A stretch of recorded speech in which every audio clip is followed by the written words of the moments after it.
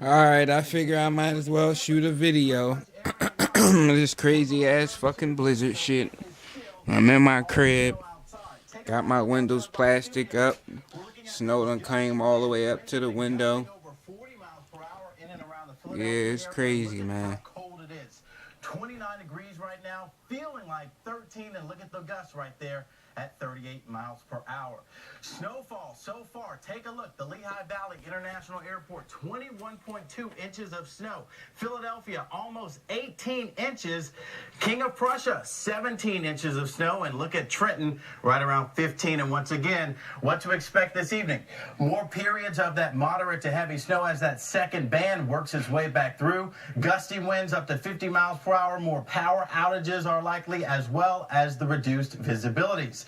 What about additional snowfall this evening with that back end of the system north and west? An additional 5 to 8 inches. Philadelphia, an additional 3 to 6, and down the shore, an additional 1 to 3. So when will the snow move out of your neighborhood?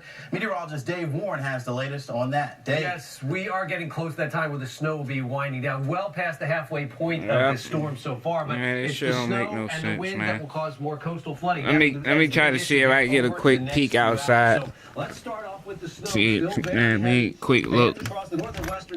Oh my God! Look at this shit. Look at my front door. Look at this, man. Look how high it's up. It's way up, about 4 or 5 feet, man. Look at this. Good Lord. That is where we have I can't do nothing with it, man. Yep, I'm knelt on my knee right now. That's the ground right there. Been trying to shovel it up. So deep. Look at the fire hydrant and look at that pile right there. Look at how it's blowing. I'm gonna have to put the heat on hot, man. Put the damn heat on my damn crib. But I'm gonna be wanting to look at this shit down the line when I'm down south. Cause this is my last official winter. And you would think I would have a smooth winter.